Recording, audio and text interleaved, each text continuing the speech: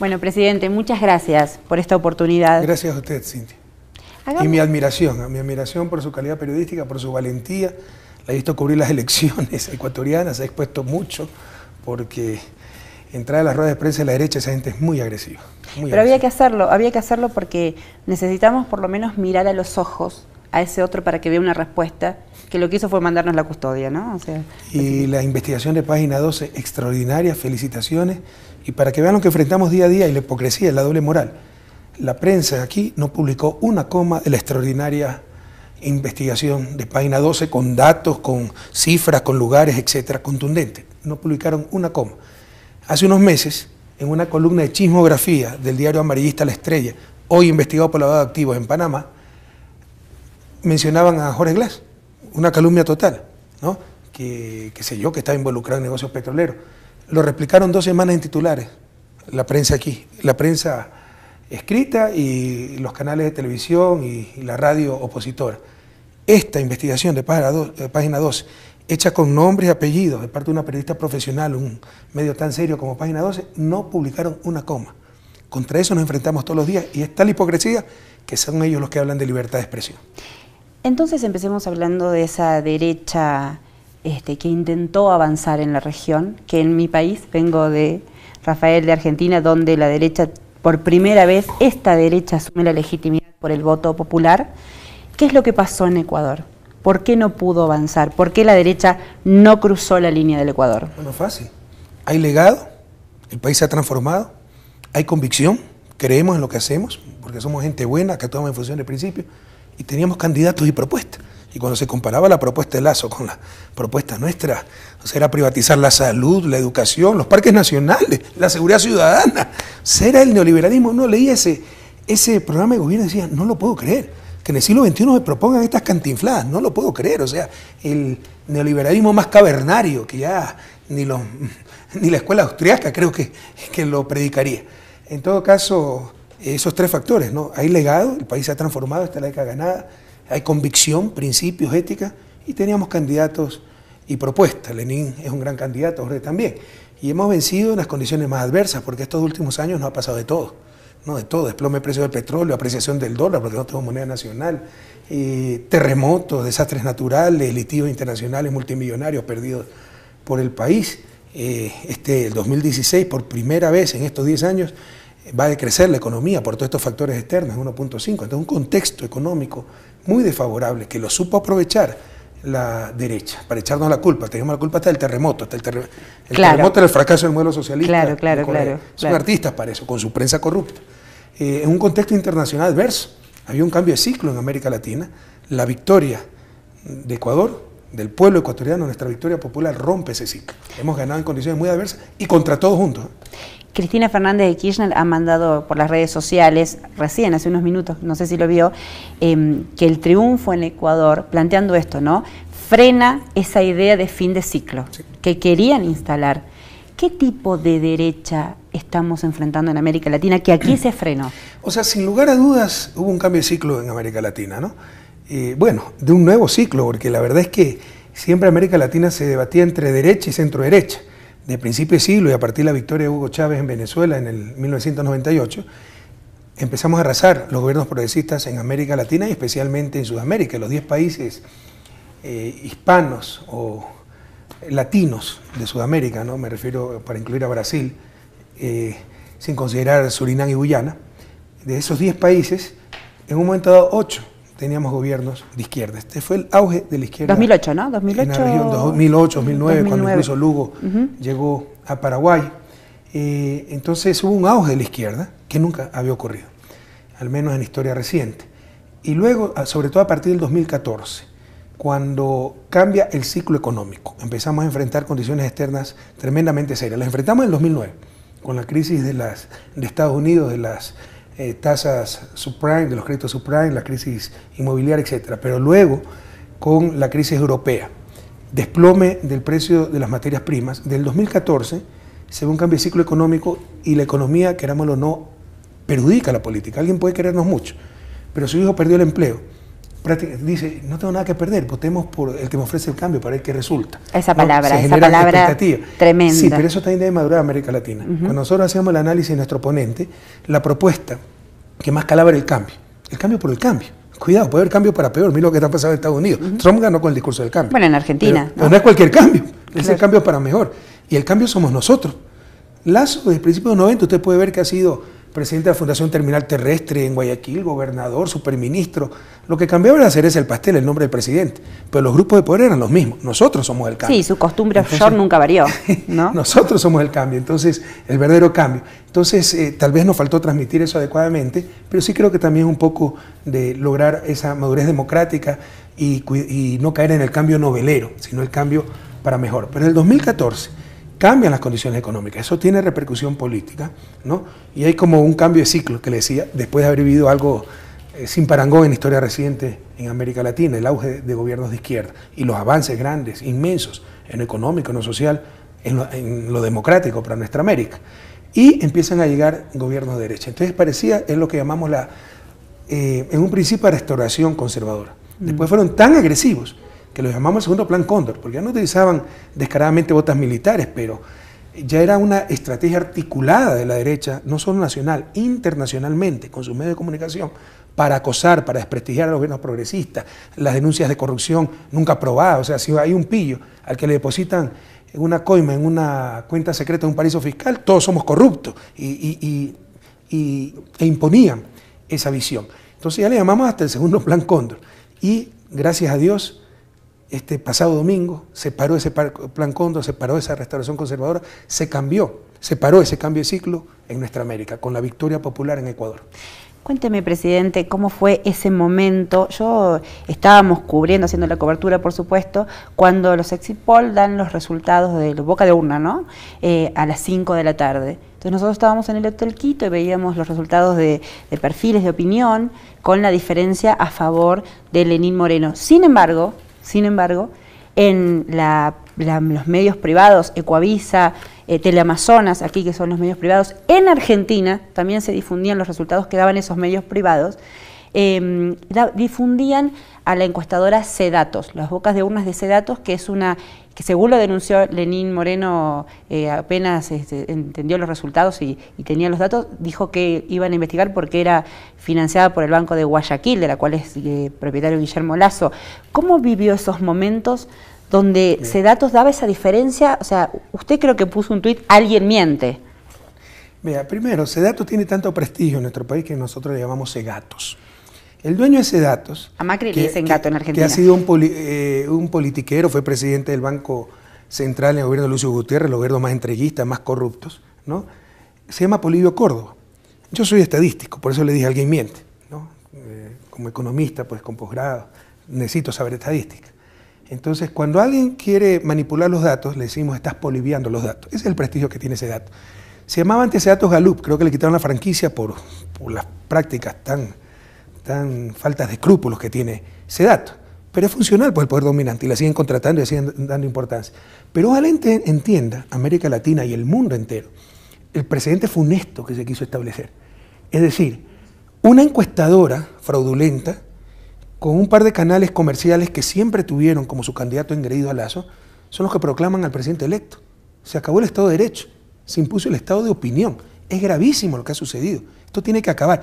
Y ni siquiera Ecuavisa, totalmente corrupta, deshonesta, para ponerlo en perspectiva. Ecuavisa tiene un noticiero a las mañanas con Alfredo Pinargote, un opositor envenenado, Estefanía Espín, otra opositora, son los dos. Le daban tanto espacio a Lasso que el humor popular ya sacó meme diciendo no se pierda, ¿cómo se llama el informativo? Contacto directo con Alfredo Pinargote, Estefanía Espín y Guillermo Lasso. Claro, ya como conductor. Todos los días, claro, como conductor, claro, 45 minutos de entrevista. Esto era descarado, ¿no? El sesgo para Guillermo Lasso, era su candidato en la primera vuelta. Y lo proclaman pues presidente electo en base a una encuestadora fraudulenta. Usted se imagina el precedente, o sea, ni siquiera informa del otro exit poll que nos daba como ganadores a nosotros. No, lo vio totalmente. Es una actitud absolutamente deshonesta. Objetivo. Para crear incertidumbre, pues. para no aceptar los resultados que eran contundentes, para generar violencia, para ver si le daban una tabla de salvación al perdedor después de las decenas de millones de dólares que han gastado en esta elección. Pero imagínense el precedente, o sea, cualquier candidato perdedor, si tiene plata, contrata una encuestadora fraudulenta que le da la victoria y no acepta los resultados oficiales. Muy grave. Se acabó el Estado de Derecho. Impusieron el estado de opinión, es gravísimo. Podría haber generado mucha violencia en lo las personal, calles, ¿no? ¿cuál fue mi...? Claro, y todavía tratan de generar, ¿ya? ¿Cuál fue mi reacción? Yo sé algo de estadística, por eso mandé el tuit. Si el uno nos da con 4 puntos de la victoria a Lenin, el otro da con 6 puntos a Lasso, son 10 puntos de diferencia, eso está fuera del margen de error. Alguien está mintiendo. Y después se comprobó que el que estaba mintiendo era Sedato. Y le insisto, nosotros también manejamos estadísticas, manejamos encuestas, y era imposible perder contra Lasso. Lasso tiene un 50% de gente que dice, jamás votaré por este tipo. Sí llegamos al escenario extremo negativo, ¿no? Creíamos que íbamos a ganar con más, pero es imposible para Lasso ganar dado su perfil, dado el rechazo de la gente. Entonces sabíamos que estaban mintiendo. Confiábamos, conocemos la otra empresa, Perfiles de Opinión, sabemos que es una empresa seria, tenían 45.000 casos. Por margen de error que tuvieran, de 4, 2 puntos del margen de error, ganábamos con 2, finalmente hemos ganado con 2.3. Entonces yo nunca perdí la calma, no sé si usted me vio en el Hotel Quito. No. Siempre le dije a nuestro compañero, esto es imposible, estos tipos están faroleando, son unos irresponsables. Lo que jamás nos imaginamos es que en base a esa irresponsabilidad, sin tomar en cuenta el otro Exipol que daba la victoria a Lenin, lo proclame presidente electo un canal corrupto como Ecoavisa, es algo terrible. Lasso no reconoce aún los resultados. Ya está haciendo el ridículo, ¿no? Esto nos recuerda a Alvarito Noboa, que era el eterno candidato de la derecha, al que yo vencí en el 2006, multimillonario, que tampoco nunca reconoció su derrota. Usted puede ir al Museo de Carondelet, antes el Consejo Electoral se conformaba por representantes de los partidos, yo le gané con 16 puntos de diferencia a Álvaro Noboa. Nunca reconoció la derrota y su representante no firmó, el acta no está firmada por el representante. Nunca se firmó. Y siguió presentándose y siguió perdiendo. Entonces ya a Lasso le llaman el nuevo Alvarito. Al menos Alvarito hacía el ridículo, pero no generaba violencia. Este hacía el ridículo generando violencia. Pero además, hasta tal vez sea un error estratégico, porque si la diferencia por la que ganó Lenín Moreno, Alianza País, es de 2 puntos más o menos, alrededor 2.32. Con lo cual eso habla también de una sociedad compleja, de una sociedad, de un mundo complejo tal vez, ¿no? Vengo de Argentina, donde la diferencia fue a favor de Macri, pero digo, hay una mirada sobre nuestras clases medias. ¿Cómo va a ser el Ecuador? Es muy estratificado, pero esa es la lucha, Cintia, no hay que tenerle miedo a eso. Nosotros ganamos en todos los sectores populares. Ellos ganan en parte de la clase media y parte de la clase alta, lo cual ratifica una vez más. Y nos divide en ciertas ciertos sectores populares, pero normalmente ganamos. Por ejemplo, en Quito, ¿ya? Ganamos Distrito 2, Distrito 3, ¿no? El Distrito 1, que es el Distrito Norte, de alto poder económico, lo perdemos y con casi 20 puntos. Eso nos da un mensaje muy claro, que lo sabíamos. La oligarquía tiene más conciencia de clase que los pobres. Y eso es parte de nuestro trabajo como político, concientizar a las grandes mayorías para que voten en función de sus intereses, no los cantos de sirena, no de los que siempre los han, como decimos en Ecuador, ninguneado, explotado, feriado bancario. Este tipo lucró con el feriado bancario, ¿no? Destruyó empleo, ahora ofrece empleo y engaña a algunos. A la oligarquía, en cambio, sabe claramente cuáles son sus intereses, claro, y están más unidos que nunca. ¿Qué va a hacer ahora? Yo, después del 24 de mayo, sí, dedicarme a quehaceres domésticos. No le creo. No, pienso irme en julio. Mi esposa es de Bélgica. Sí, claro. Entonces pienso irme unos años a Bélgica porque ya mis suegros están mayores, mis 2 hijas están estudiando en Francia, entonces llevo 25 años con mi esposo viviendo aquí y creo que tiene derecho a pasar unos años en su país natal cerca de sus padres. Pero en serio que me voy a dedicar a quehaceres domésticos. Bueno, está bien, eso habla muy bien de la paridad de género. De hecho no lo he dado estos 10 años. ¿Va a visitar Argentina?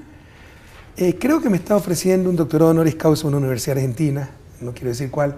Sí, es la universidad donde yo doy clases. Y como académico eso me agrada mucho, ¿no? Me encanta volver a la academia. Sería interesante porque su sola presencia allá, que ha puesto freno, ¿no? Ecuador, los ecuatorianos y ecuatorianas a esta derecha que quiso avanzar y no avanzó, nos empodera. Es una gran noticia para la patria grande, toda la patria grande, no solo para Ecuador, la victoria popular en Ecuador. Sí, hemos vencido a todo el viejo país juntos, no se imagina. Se juntó de la extrema derecha a la izquierda neoliberal, con el neoliberalismo, la extrema izquierda apoyando al neoliberalismo más puro, ¿no? Por acabar con la dictadura. Hay tanta dictadura que no se cansan de decirlo y no se cansan de perder elecciones, pero como las pierden, no es que no haya elecciones, las pierden, entonces hay dictadura. y enfrentamos a todo el país, a todo el viejo país, la partidocracia, como lo llamamos, representantes de los partidos políticos históricos que fracasaron totalmente, los supuestos en su vanidad, representantes de la sociedad civil, contrarios al gobierno, de la extrema derecha hasta la extrema izquierda, sus medios de comunicación, sus cámaras de producción, sus millones de dólares. O sea, lo hemos vencido a todos juntos en un contexto económico bastante complicado, en un contexto internacional también complicado. Así que creemos que, insisto, es un quiebre del ciclo hacia la derecha de América Latina y una gran noticia para Patria Grande. Rafael, presidente. No, como que me encanta que me digan Rafael. No ok, vayamos al Aquí teníamos un lema, ¿no? Rafael para tu pueblo, Correa para los corruptos. Ahí está, Rafael entonces. El 30 de septiembre de 2010, cuando intentan voltear su gobierno, ese intento de golpe de Estado hecho por la policía, por las agencias de seguridad aquí en Ecuador, donde usted habla con la radio pública y se despide de su familia porque podían matarlo. ¿Usted tuvo esa conciencia? ¿Eso fue una bisagra? ¿Y cómo se ve hoy? A ver, primero, claramente fue un intento de desestabilización, pero de nueva generación. Ya no son los golpes de Estado que unos militares retiran al presidente de su oficina y toman su lugar, como sucedió en Honduras. Aquí sería imposible, en Sudamérica sería imposible, yo creo que en toda América Latina. ¿Cuál es la estrategia de la prensa de derecha, corrupta, ¿no? Politiquera, de estos grupos que no creen en la democracia? Creen en la democracia mientras ellos ganen, mientras no cambie nada. Cuando viene un proceso con una legitimidad democrática gigantesca y que está realmente cambiando las cosas, hay que se vaya al diablo la democracia. Si nos pudieran pegar un tiro, nos lo pegarían mañana. Entonces, ¿cuál es la nueva estrategia? Generar descontento, distorsionar. Lograron subvertir una fuerza armada, la Policía Nacional, en base a mentira, reconocida mentira. Fue por la aprobación de una ley de servicio público que era reconocida como una de las mejores de América Latina, apoyada por la misma policía porque le traía muchos beneficios, pero manipularon todo. Entonces, cuando ven que se subvierte el orden por parte de una fuerza pública, en lugar de llamar a la paz, no. Se toman los medios públicos, se toman el aeropuerto, se toman carreteros, tratan de sacar a la gente a las calles, tratan de sublevar también las Fuerzas Armadas, es decir, crear el caos para desestabilizar al gobierno. Lo que no tal vez previeron es que por primera vez en la historia la gente sí iba a salir a las calles por miles, por decenas de miles, pero no para tumbar al gobierno, para apoyarlo, para arriesgar su vida. Algunos perdieron su vida, fueron pateados, fueron heridos, ¿no? Defendiendo al gobierno, defendiendo a su revolución. Consecuencia de esto, fue durísimo ese 30, hubo 5 muertos directos por la revuelta, 30 de septiembre del 2006. ¿Usted creyó del que 2010. Ya le contesto, lo dejo para la última parte, pero se fortaleció la democracia. O sea, se le demostró a los golpistas que aquí no vamos a permitir más desestabilizaciones y golpes de Estado, así se lo disfraza de cualquier manera. Sobre esas horas, sí, nosotros pensamos que íbamos a morir, o sea, habían francotiradores en las terrazas, habían grupos armados que querían romper la puerta. Yo estaba en el 3er piso del hospital policial. Cuando salimos nos rellenaron de bala el carro en que creía que iba, que era el carro en que tenía que salir, pero precisamente se hizo una jugada táctica para salir por la parte de atrás en el carro de la presidenta de la Asamblea, pero el carro presidencial lo acribillaron, lo llenaron de balas. Cuando salimos también nos dieron balas, que daba gusto. Y unas 2 veces estuvieron a punto de romper la puerta, por eso los grupos armados, ¿ya? Yo tenía seguridad, o sea, sí tenía 3 o 4 personas que estaban dispuestas a morir con nosotros, habían logrado entrar conmigo, pero eran 4 contra 40. Entonces ellos sabían que iban a tener bajas también, por eso tal vez no se atrevieron del todo a romper la puerta y entrar, porque esa gente estaba dispuesta a morir conmigo. Yo no sé disparar, ¿no? Entonces lo que dije a mis amigos que estaban ahí, Francisco Latorre, hubo gente muy leal, mi enfermera estaba operada de la rodilla, no podía ni caminar, ¿no? La que me estaba cuidando estuvo conmigo cuando pudo irse, mi fisioterapista. Lo que le dije, miren, si le dije a mi amigo Francisco Latorre, ¿no? Si ingresan, me pegas un tiro en la frente antes de dejarme humillar por esta gente, ¿no? Entonces un par de veces estuvimos a punto de recibir a todas estas hordas que querían tumbar la puerta de ese 3er piso. Entonces la primera vez me quisieron meter en un baño, le dije, ¿qué? Dame una pistola, aquí yo me defiendo, así, y no sabía ni disparar. La segunda vez lo que sí les pedí es, bueno, Pancho, entra esta gente, me pegas un tiro en la frente, pero no permites que venga al presidente. Y dije, de aquí salgo como presidente o como cadáver. Felizmente triunfó la democracia. Y por eso me tuve que despedir de mi familia. Nosotros esperamos morir, pero fue sorprendente porque todos teníamos una serenidad muy grande. es una bisagra, una inevitable situación de bisagra clave en su historia como presidente, y imagino que como militante y como persona. ¿Cómo analizan, no haciendo un balance, ¿no?, pero desde ahí hasta ahora, o sea, cómo usted deja estos 10 años de gobierno de la Revolución Ciudadana? Un país totalmente cambiado, ¿no? Yo encontré un país desmotivado, desmoralizado, destrozado. Ahí sí dividido. Ahora, como nosotros llamamos aquí la burguesía, la peluconería es tan arrogante que ahora habla de un país dividido porque no gana, ¿no? Claro. Como si primera vez se gana una elección 51-49. Entonces eliminemos las elecciones para que no haya división, pues, ¿no?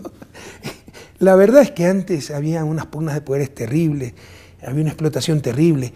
Lamentablemente los explotados no tenían conciencia de sus derechos. Entonces decían, así debe ser. La tercerización laboral, por ejemplo. Usted tenía empresas con 0 trabajadores, porque todo lo contrataban a través de una tercera empresa y así les negaban los beneficios a sus trabajadores. Pero ahí había paz, ahí había justicia, ahí había unidad nacional, no había explotación, había pacificación. Los pobres han tomado conciencia de sus derechos, desafían la arrogancia de los ricos, entonces ahora sí están divididos. ¿Por qué? Porque no pueden seguir aplastando las élites, a las grandes mayorías. Pero hay que hablar así crudamente, pero es realidad. Además que yo ya estoy de salida, me puedo dar ciertas licencias. En todo caso, ese es el país que yo encontré. Estos 10 años el país se ha transformado, la autoestima está muy en alto, estamos orgullosos de lo que hemos logrado juntos, tenemos una economía que ha pasado 2 años durísimos por factores externos, pero en franca recuperación, estabilizada, tenemos mucho más justicia social, mucho menos pobreza, pasamos de ser los países más inequitativos a los países menos inequitativos del continente por importantes, contundentes políticas de redistribución del ingreso, de igualdad de oportunidades, y se logró estabilidad política. Yo no sé si usted conozca que antes de mi presidencia, en la década precedente, depende cómo los cuente, ¿no? Pero hubo 7 presidentes en 10 años. Ahora tuvimos un presidente en 10 años. Los estudiantes de historia me adoran, les facilité la materia, ¿no? Entonces se ha logrado una gran estabilidad política. ¿Cuáles son los desafíos que va a tener que enfrentar Lenín Moreno en el periodo que inicia? Bueno, muchos, ¿no? O sea, por ejemplo, hemos logrado cambiar el país, pero todavía sigue viejo el viejo país. Usted ve las élites. Y por supuesto, yo no voy a desmerecer jamás ese 49% que no votó por nosotros. Ahí hay muchísima gente buena, que tal vez se dejó llevar por el mensaje de cambio, por probemos otra cosa o porque no les caigo bien. Todo el respeto. Pero hay un núcleo duro de esa oligarquía que nos desprecia, o sea, que habla español y piensa en inglés cuando piensa. O sea, que históricamente han dominado este país y han excluido a la gran mayoría. Que cuando hay dinero por fruto del progreso técnico, normalmente por rentistas, no por progreso técnico, es para ellos, para sus clubes de lujo, ¿no? Para sus colegios de lujo, casar bien a sus hijos, para sus barrios de lujo, que allá le llaman, ¿cómo es que le llaman en Argentina? Los country, los barrios cerrados. Los country, ¿no? Los country, ¿no? Sus barrios de lujo y excluirse y diferenciarse del resto. Cuando hablan, ay, mi familia, es su familia, no la del resto. Usted supo que hubo un incidente en el Estadio Atahualpa porque este señor fue a hacer politiquería ahí. Y por fin la gente respondió. Y siempre gritaban, fuera Correa fuera, y al unísono gritaban, fuera Lazo fuera. Se victimizó. Se victimizó con mi familia. Y cuando han gritado nosotros con nuestra familia. Entonces ahí no existen esas familias, son su familia. Cuando hablan de libertad, es su libertad. ¿Qué libertad tenía el empleado, al obrero que explotaban con la tercerización? Cuando hablan de derechos, son sus derechos. O sea, hay que entender esta oligarquía. Ese viejo país todavía subsiste. Y se lo cambiará solo con educación, con el paso de generaciones, porque lastimosamente yo veo a muchos de esos jóvenes de la burguesía con la misma arrogancia, la misma agresividad que sus padres, son antivalores que se transmiten familiarmente en estos círculos tan cerrados. Entonces es un desafío, seguir con la educación, transformando este país para que entiendan que todos somos iguales, que todos tenemos los mismos derechos, ¿no? Que no puede haber una sociedad de privilegiados y la inmensa mayoría excluidos. Eso en lo político y en lo social. Por supuesto, en todas las cosas hay que ir mejorando. O sea, nosotros también tenemos otro lema que lo recibimos de una sencilla campesina ecuatoriana en un discurso agradeciendo una carretera.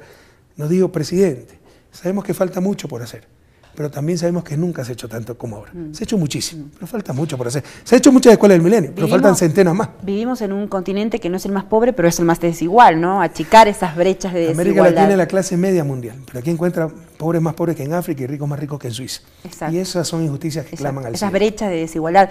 El gobierno de Macri Pareciera medieval, Rafael, pero ¿no? Sí. no respondí en la parte económica. Sí. La parte económica hemos logrado superar lo más duro. ¿Ya? Es falso que existe un problema de deuda. Nuestra deuda está en el 27% del PIB. Se van hasta a reír en Argentina, en el resto. Pero eso posiciona. No me lo diga que y hacen tener terror a la gente. ¡Ay, el problema de la deuda! Correa le va bien porque le deja una bomba de tiempo al próximo gobierno. Todo eso es mentira. Dejamos la economía en crecimiento, estabilizada, pero obviamente tuvimos graves problemas. Entonces hay que afinar ciertas cosas. Ha habido fallas en administración, no ocurrir problemas muy puntuales, pero sí le puedo decir que vamos a hacer una transición pacífica, informada, y nada que ver con el país que yo recibí en el 2007. Le decía que en Argentina el gobierno de Macri se metió con el trabajo, ¿no? Parecía hasta medieval el planteo. Atacar el trabajo es como una contradicción para un gobierno. Una apreciación sobre Mauricio Macri y su gobierno. Yo prefiero reservarme. Somos muy respetuosos de los procesos soberanos de los diferentes países. El gobierno de Macri ha sido muy respetuoso con nosotros, tenemos muy buenas relaciones. Incluso hemos podido intercambiar experiencias en la parte educativa, en la parte de reorganización del Estado. Entonces, claramente, pues, en la parte ideológica no compartimos, pero somos muy respetuosos de los procesos de cada país. Lo que sí le puedo decir, nuestros principios. Uno de nuestros principios fundamentales que define el socialismo del siglo XXI es la supremacía del trabajo humano sobre el capital. Y lo que hemos visto en las últimas décadas en América Latina y en el mundo entero, es la absoluta supremacía del capital sobre los seres humanos. Todo está en función del capital. Eso es parte fundamental de la revolución, es parte fundamental de los principios de izquierda. Brasil, ¿no? El triunfo de Ecuador empodera sí, a Lula. Como ellos no llegaron por elecciones democráticas, sí podemos hablar más claramente. Claro, ¿no? Exacto, es verdad, es eso cierto. Es terrible. Es cierto. Y mire la doble moral, ¿no? Todo lo que critican a Venezuela, ¿no? Por cualquier problema. Y esos países, ¿cuándo elevaron su voz para denunciar lo de Brasil? Que claramente fue un golpe de Estado mediático, por todo el poder que tiene O Globo y todos sus pasquines. Político, ¿no? Congreso, mire que ya está preso este diputado Cunha, creo que se dice en portugués, el que persiguió a Dilma, 15 años por corrupto a la cárcel, y judicial también, porque tienen tomadas las cortes. Paraísos fiscales. Ecuador me parece que dio un ejemplo ante el mundo, ¿no? Cuando no solo con el referéndum que votó, sino el planteo con el G77 hablando de una justicia fiscal, que el capital es bastante reacio a pensar en la justicia fiscal. Ese referéndum que usted impulsó de que ningún servidor público pueda tener empresas en paraísos fiscales, digamos, ¿de qué habla? ¿De la corruptela estructural del neoliberalismo? ¿De qué habla? ¿Quién puede decentemente defender los paraísos fiscales? ¿Quién puede defender que alguien va a un paraíso fiscal para transparentar cuentas? Todo el mundo sabe que van a ocultar riqueza, a evadir impuestos. Entonces, ¿cómo se puede mantener eso? Porque priman los intereses a los principios. Además, claro, hay paraísos fiscales en el tercer mundo, eso sí hay que atacarlo. Pero vaya, vea, pues cuántos miembros del Commonwealth, ¿no? Que tienen de jefe de Estado la reina de Inglaterra son paraísos fiscales. Vaya, vea cuántos estados en Estados Unidos, ¿no? Está la misma Florida, está Delaware, está Nevada. Entonces, esa es la doble moral que caracteriza lamentablemente al mundo, ¿no? El orden mundial no solo es injusto, es inmoral. Y la justicia es solo la conveniencia del más fuerte. O sea, ¿quién desde un punto de vista de justicia, de ética, puede defender los paraísos fiscales? Pero como de eso viven ciertos estados, ciertos países, entonces se mantiene. Pero si queremos una lucha honesta contra la corrupción, bueno, empecemos prohibiendo los paraísos fiscales. Eso es lo que sucedió en Ecuador, al menos para el sector público. Que un funcionario público, por elemental coherencia, sin déficit, más aún, si aspira a ser presidente de la República, dignatario de elección popular, empiece dando ejemplos, pues, y no tenga sus capitales, sus inversiones en estos paraísos fiscales que oscurecen todo, no es que transparentan las cosas. Hablando de paraísos fiscales, vuelvo inevitablemente a Lasso y a su negativa de reconocer los resultados, pero el argumento de Lasso que plantea a través de ese datos y demás, él habla de que, e invalida diciendo que hay fraude porque los resultados se conocieron demasiado rápido. Pero mire lo elemental de los argumentos, ¿no?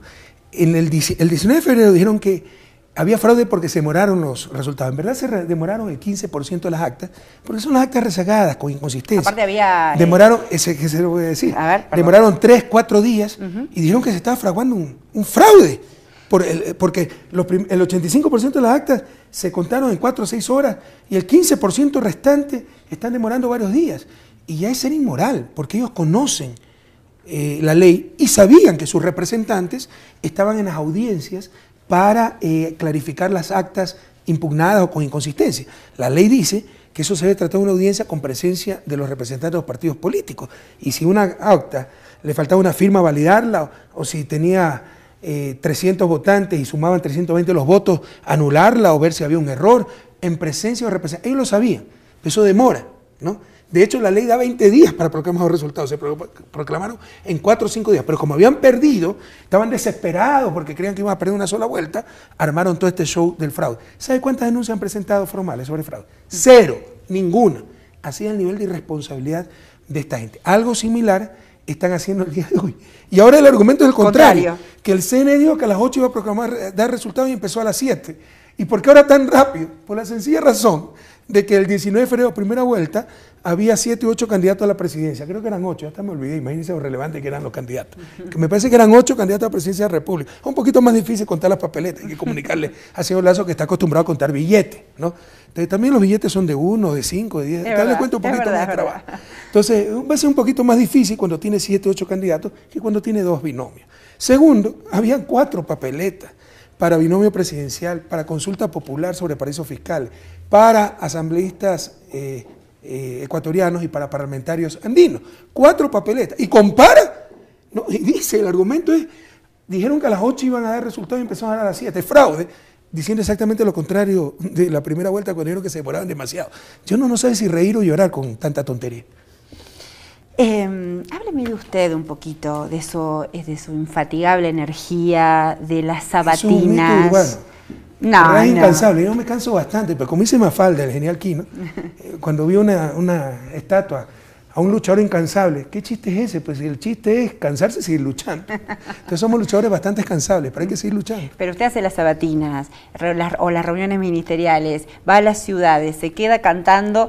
¿Canta bien? Bueno, dice, para mí canta bien. Yo canto horrible. Hay que conocer las limitaciones, pero me encanta cantar. Lenín canta muy bien. Canta para estresarme, para desestresarme. El problema es que estreso al que me escucha. Y ya el condenado Lenín Moreno dijo que el primer decreto va a ser prohibirle a Rafael Correa cantar. Fue muy lindo escucharlos cantar a los dos. Es muy chistoso, Lenín. Muy lindo momento, muy lindo momento. 8 candidatos hubo en la primera vuelta. 8 candidatos, ok. Eran los 7 contra nosotros. Claro, es cierto. Toda la derecha. Lenín y los 7 nanitos. Y luego se configuró toda la derecha con Lazo, ¿no? Pero quería ir a eso, ¿no? A las sabatinas, esa comunicación directa con la gente, el enlace ciudadano, sus recorridas en bicicletas por las ciudades. ¿Qué va a pasar con todo eso? ¿Cómo va a ser? Bueno, ¿dónde va a poner toda esa energía? ¿Yo? Sí. Siempre he sido medio hiperactivo, ¿no? Siempre he tenido 3, 4 actividades al mismo tiempo. Por ejemplo, le cuento en mi vida de estudiante, cuando era estudiante universitario. Además de estudiar, era dirigente estudiantil, presidente de la asociación, federación, era asistente de cátedra, trabajaba y era dirigente scout. Entonces, sí, siempre he sido medio hiperactivo, lo cual no necesariamente es una virtud, dicho sea de paso. Y ahora quisiera dedicar toda mi energía sobre todo a leer. Tengo la pila de libros ahí acumulados durante todos estos años. Recibo por día más libros de los que puedo leer por año. Me gusta escribir, voy a escribir y tal vez dedicarme un poco a la academia. Además de quehaceres domésticos. ¿Quehaceres domésticos como cuál? A ver, si me dice quehaceres domésticos, ¿qué significa? Bueno, yo voy a ir a Bélgica, ¿usted cree? Cocinar, lavar, hacer la cama, limpiar. En Argentina hay una... Por si acaso, acá tampoco tenemos empleada doméstica. Tenemos una señora que nos ayuda 2 mañanas por semana. ¿Ya? Entonces estamos acostumbrados a hacer las cosas nosotros. Es una cosa que habría cambiado en América Latina, ¿no? Yo he escuchado, nuestra burguesía es tan ignorante que una vez yo escuché, no le estoy inventando, le doy mi palabra que fue cierta, a alguien argumentar que la gran diferencia en el nivel de vida de América Latina con el resto del mundo es que aquí tienen las empleadas domésticas. A nadie se le ocurrió pensar en el nivel de vida de la empleada doméstica. América Latina cambiará muchísimo pero acá en Ecuador, cuando los hijos de la burguesía aprendan a hacerse sus propias cosas, de tender la cama. Y acá en Ecuador, como en Argentina, hubo nuevos derechos laborales, ¿no? Para las pero es trabajadoras que usted sabe el país que yo de casas encontré. Particulares. Era institucionalizar la explotación laboral y creer personas creer que eran infrahumanas, claro, las empleadas domésticas, que no eran seres humanos. Porque por ley se les pagaba la mitad del salario básico, por ley. O sea, cuando yo llegué el salario básico era $160, pero por ley al empleado doméstico se le pagaba $80. No estaban afiliadas al seguro, no tenían los sobresueldos que tiene el resto de la clase trabajadora y por ley tenían una tarde libre cada 15 días. O sea, la explotación institucionalizada. Increíble. Y nadie perdía el sueño por una injusticia tan clamorosa. En Argentina hay una dirigente social presa, Milagro Sala, Sí, que en Naciones Unidas, y hasta el Departamento de los Estados Unidos está pidiendo por su libertad, lo ilegítimo de su detención. Unas palabras. Todo nuestro cariño, ¿no? Ya lo hemos expresado anteriormente, todo nuestro cariño a Milagro. Le insisto, somos muy respetuosos de la institucionalidad y soberanía de cada país, pero nuestra solidaridad con Milagros. En todo caso, sí le hago una reflexión. Si nosotros hemos hecho la 10ª parte, imagínense el caso de Milagros en Venezuela. ¿Qué hubiese pasado ya? Estaría ya en la Corte Penal de La Haya. Si pasaba en Ecuador. Y los medios. No, los medios, titulares, atentados. Aquí quiso venir esta coloradita venezolana, siempre me olvido el nombre, Linda, ¿cómo es que se llama? Es bastante linda, pero no se llama Linda, ¿cómo es que se llama? ¿Ah? Lilian Tintori. Tintori, ¿ya? A meterse, pero directamente, o sea, no es que dijo, voy a dar conferencias sobre derechos humanos, no, voy a impulsar el cambio. Tenía una agenda de 2 días de campaña con Guillermo Lasso. Eso es recontra prohibido, expresamente prohibido por la ley. Un extranjero temporal, residente temporal en Ecuador, no puede involucrarse en política, lo dice textualmente. Se le negó en estricto apego a la ley y toda la parafernalia que hicieron que evitamos la entrada de una defensora de derechos humanos que venía seguramente a apoyar a las hermanitas de la caridad, ¿no? Entonces, ¿cómo mienten? Así manipulan las cosas. Si nosotros tuviéramos un caso como el de Milagro, imagínense lo que hubiera sucedido, sobre todo con la prensa corrupta, porque son unos corruptos, son deshonestos, ¿no? Se han acostumbrado a manejar el poder político sin responsabilidad democrática. Ahora, son grupos políticos sin control democrático. Así es, y es lo más grave para una democracia. La democracia y el Estado de Derecho se basan en un equilibrio de poderes. El modelo de Montesquieu que debe evolucionar de todas formas. Pero el poder es fáctico sin contrapoder. ¿Cuál es él? Ellos mismos se ponían, aquí el diario más vendido, El Universo, ponía el cuarto poder, ya lo borró por vergüenza, pero ponía el cuarto poder. La gran pregunta, ¿cuál es el contrapoder del cuarto poder? Mientras no haya ese contrapoder claro, y eso lo estamos logrando con nuestra ley de comunicación, empoderando a los ciudadanos para que defiendan sus derechos, la democracia corre peligro. Hay poderes fácticos mucho más, con mucho más influencia que los actores políticos. Pero si yo cometo un error, pierdo las siguientes elecciones. Si la prensa nombra a un presidente electo ficticio, ¿qué responsabilidad asume? ¿Cómo lo va a recordar la historia ecuatoriana o la historia de Latinoamérica? Mire, yo tengo un principio de muy chiquito. Buscar ser útil, no buscar ser importante. Ojalá ni me recuerden. Ojalá que cuando me muera, lo he dicho varias veces, ni siquiera hagan un monumento, sino que me quemen y con mi ceniza siembre un arbolito para ver si al final sirvo para algo. Pero si quisiera que me recuerden como algo, es como una buena persona. ¿Va a volver a la política? Yo no. No, dígame que sí. ¿Ah? No, dígame que sí. No, en verdad que no lo pienso así.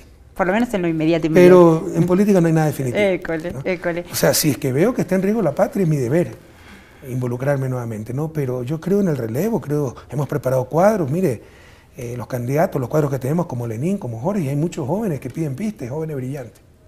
Gracias, presidente. Gracias a usted, Cinti. Nuevamente mis felicitaciones a Página 2. Nos renueva la fe en la prensa, la verdadera prensa libre e independiente. Pero también, recuerden, como aquí, la prensa de derecha opositora, que la inmensa mayoría, no publicó absolutamente nada en un acto inmoral de autocensura. Muchas gracias. A ustedes.